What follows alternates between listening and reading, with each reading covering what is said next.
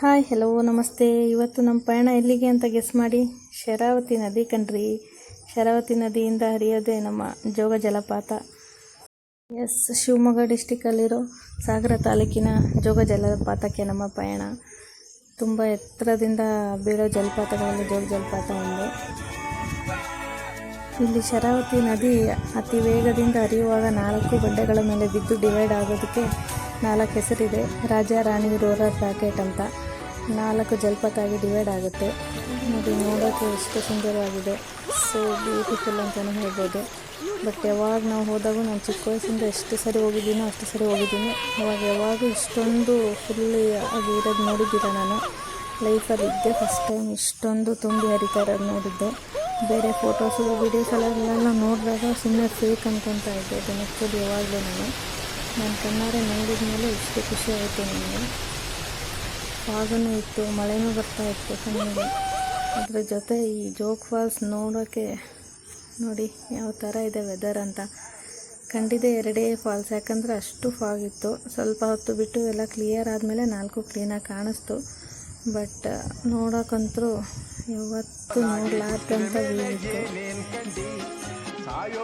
ನಮ್ಮ ಅಣ್ಣವರೇ ಹೇಳಿದ್ದಾರೆ, ಸಾಯೋದ್ರೊಳಗೆ ಒಂದು ಸರಿ ನೋಡಿ ಜೋಗದ ಗುಂಡಿ ಅಂತ.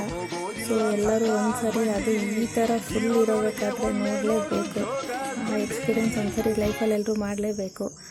ಇದು ಆ್ಯಕ್ಚುಲಿ ಆಗಸ್ಟ್ ಮಂತಲ್ಲಿ ಹೋದರೆ ನಿಮಗೆ ಈ ಥರ ನೋಡೋಕ್ಕೆ ಸಿಗುತ್ತೆ.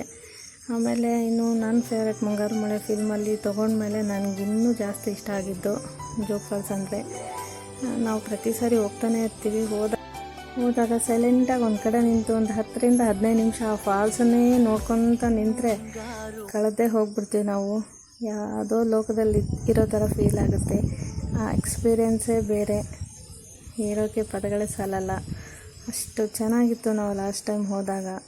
ಅದಕ್ಕೆ ನಿಮ್ಮ ಜೊತೆ ಹಂಚ್ಕೊಳ್ಳೋಣ ಅಂತ ಈ ವಿಡಿಯೋ ಮಾಡಿದೆ ನಾನು. ಆ್ಯಕ್ಚುಲಿ ಎಲ್ಲೆಲ್ಲೋ ದೂರ ಕಡೆ ಸುತ್ತಕ್ಕೆ ಹೋಗ್ತೀವಿ, ಬಟ್ ನಮ್ಮ ಕರ್ನಾಟಕದಲ್ಲೇ ಇಷ್ಟೊಂದು ಜಾಗಗಳಿದ್ದಾವೆ. ನಾವು ಎಕ್ಸ್ಪ್ಲೋರ್ ಮಾಡೋದು ತುಂಬಾ ಕಡಿಮೆ. ಇಲ್ಲೇ ನಮ್ಮ ಕರ್ನಾಟಕದಲ್ಲೆಲ್ಲ ಅಂದ್ಕೊಂಡು ಬೇರೆ ಕಡೆ ಹೋಗೋರೆ ಜಾಸ್ತಿ.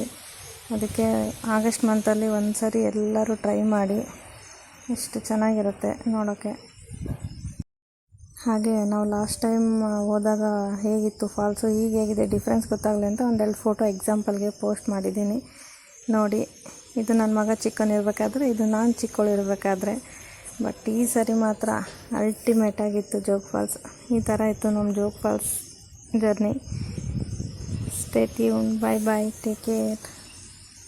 ಆ ಜಲಪಾತ ತುದಿಗೆ ಕರ್ಕೊಂಡು ಹೋಗ್ತೀರಾ? ಅಲ್ಲಿಗೆ ಸುರಿಯುವ ಸೋನೆಯು ಸೂಸಿದೆ ನಿನ್ನದೆ ಪರಿಮಳ.